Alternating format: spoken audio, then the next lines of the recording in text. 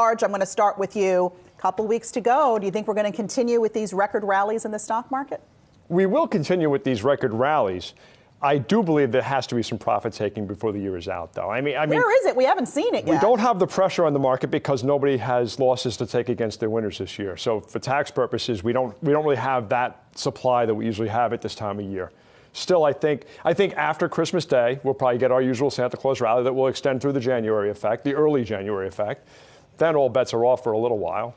But I have to believe that some people, myself included, will be tempted as our target prices are hit to make sales. David, are you seeing anything right now, buyers' exhaustion heading into 2020? Not really, and the volumes aren't that high, right? And you've got sentiment levels at very high levels, so people are just continuing to sort of play the momentum into that moment that you're talking about where there might be comeuppance. So you're seeing higher levels of defensive positions in the options market. So there's some smart money that's sort of positioning ahead of what he's talking about, but at the moment, you know, the trend is kind of your friend going into the end of the year. So it's very different than this time last year. With volume, I'd say, with volume being where it's at on the low side, do you feel like there's conviction in this market right now?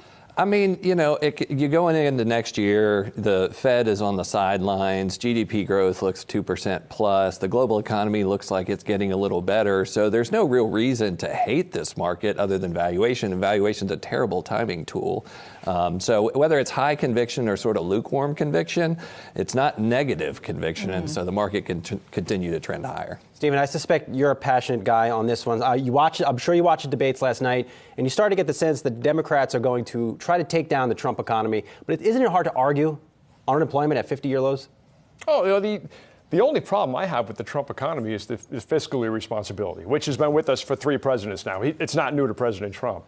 The economy is very strong. The consumer, although we've seen a little bit of growth in initial jobless claims, maybe higher the continuing claims than we used to. So there is a chink in the armor in the consumer, which is 70% of the economy. But overall, no, this is an economy that is growing, maybe at trend to slightly above trend, and that will support equity valuations that we just mentioned.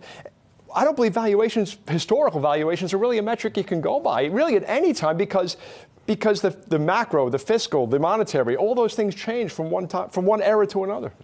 Yeah. What about U.S. equity? Oh, you want to jump on that? Well, I was just saying, you know, we were talking in the green room, you know, we're addicted to stimulus. So we've got $1 trillion stimulus in play with QE. We've got 5% deficit spending. So there's a whole lot of monetary and fiscal stimulus supporting this advance. And I think 51 rate cuts over the last 6 months. So the entire central bank system globally is acting like we had a recession in 2019. So that bodes well for markets going into 2020. What about when you look to 2020 in terms of allocation? Are you still going to be heavy U.S. equities, or are you seeing opportunities elsewhere? So I think in 2020, there is one way to win in the U.S. markets, and that's earnings end up producing more than people expect, right? Offshore, you got 3 ways to win. 1, the dollar can come down, which is supportive of offshore prices. 2, you've got earnings momentum there. And so you could end up seeing between earnings and valuations and the economy, you know, valuations overseas are 12 times the emerging markets, 14 times developed, 19 here. So I think, you know, earnings valuation and economics and the dollar make the international stack more attractive next year. So if you want double-digit returns, you might want to look offshore. Switching gears, Stephen, Boeing. I know it's a stock you watch very closely. It is the Yahoo Finance Worst Company of the Year. Congratulations. Right? They had that, what looks to be a setback this morning with the Starliner going into a different orbit. What do you do with a stock like that? I avoid it. I've traded Boeing a little earlier in the year based on momentum. I haven't invested in Boeing in quite some time. In the defense contractor space, Lockheed's been my favorite for a long time. I've been in that of Northrop Grumman. I believe Northrop Grumman's a very good, solid company. I like anybody who's involved in the hypersonic weaponry where we are truly behind the Russians and the Chinese. We have to play catch up there.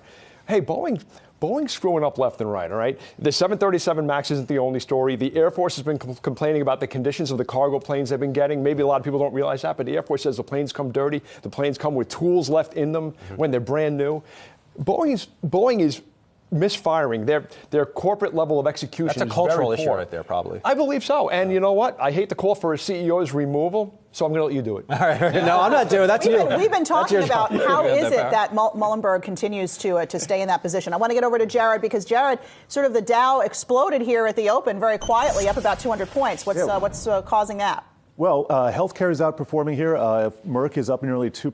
Keytruda was approved in Japan, but everything's really looking pretty strong here. Tech is outperforming. Apple's up about 0.2%. Microsoft up similarly. Financials doing fairly well. JP Morgan's up 0.25%. Boeing, which we were just talking about, just about unchanged here. If we look at the sectors that are doing well today, we're going to see healthcare, tech, and staples all outperforming. Communication services and discretionary and utilities, those are the underperformers. Let's take a look at the NASDAQ heat map here, and we can see not a lot of red, actually. PepsiCo, that's down about 1/3%. Comcast down 0.5%.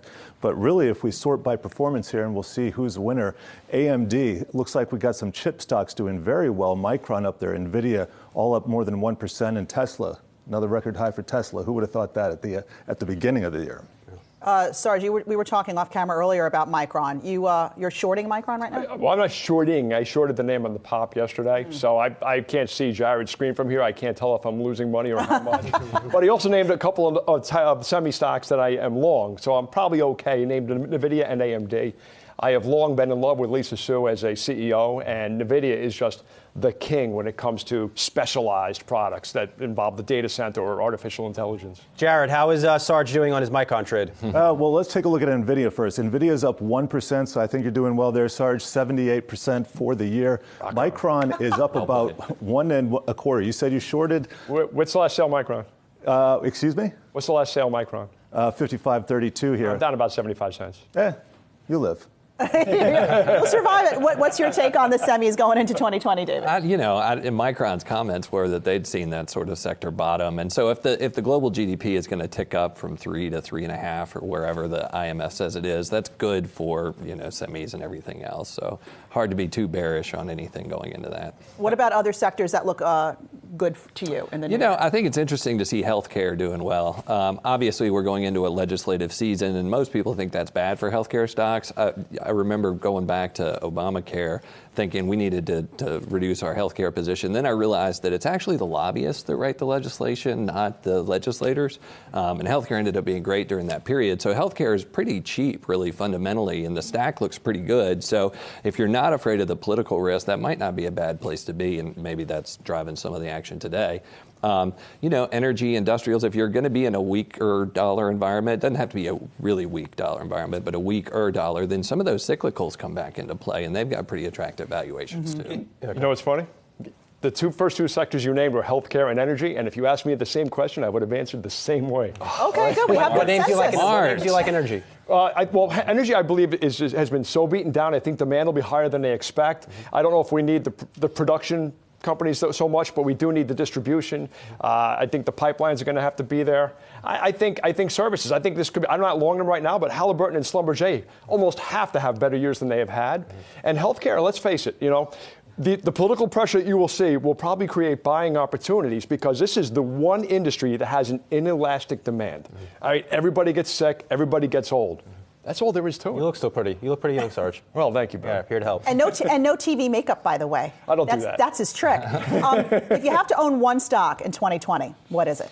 One stock. I've been asked this question lately, all right? I think for the retail investor, I would go with AbbVie because the management has shown me with the expiration of the Humira patent coming up that they've gone out and bought Allergen. I think it closes maybe in February. So they're losing a potential up to $19 billion a year in sales, but they found a way to get back 15 of them. So you see a management base here that knows how to adapt, that can identify problems and know how to adapt. David, you like industrials like you were just talking about into 2020. Is a part of the thesis there that the China's economy has just bottomed out in terms of growth? Perhaps, they are stimulating. They've gotten less restrictive on their monetary, so there's more debt flowing in China right now. But the remainder of the industrial world, there's been in the trade friction. a low confidence among CFOs globally. I'm not saying that was a groundbreaking deal, but at least it is a deal. And then you've got the deal here on NAFTA 2.0. So I think some of the psychological headwinds are starting to dissipate a little bit. And again, that's good for the cyclical areas of the economy. And industrials haven't been bad this year. They just haven't been as good as the 50% that technology's done. That right? FedEx quarter wasn't good. No. It was not. And, being from Memphis, I'm sensitive to that. Be bullish on FedEx. So I think you'll see some recovery in the global economy. And again, some of those valuations and some of those names have been beat down unnecessarily by other factors. Do you think the FedEx issue, though, was more of a company issue as opposed to an industry issue? I mean, I think they're having to shift. I mean, the whole logistics space is moving a lot. You got new entrants coming in that are subsidized by like server farms and stuff, which is new. And then you have am I B2C, am I B2B? Where are we in terms of, whether you need airplanes or you take up belly capacity? I just think there are a lot of strategic parts that are shifting around. They also took on TNT, which is a big, pie to digest. So is it company specific? Maybe. It's definitely industry specific because of the collapse in global trade. But I wouldn't bet against Fred Smith, and I wouldn't bet against FedEx. Hey, one more thought for the home gamers here. If they're afraid to chase Netflix, and they don't want to buy Disney near the top of the chart as a Star Wars movie comes out, if Disney is the content king, Viacom, CBS coming out of the merge is the content prince, and they're undervalued. What's the play there? Cut a lot of expenses, lay a lot of people off? Yeah, be long because they have so much on. It's one.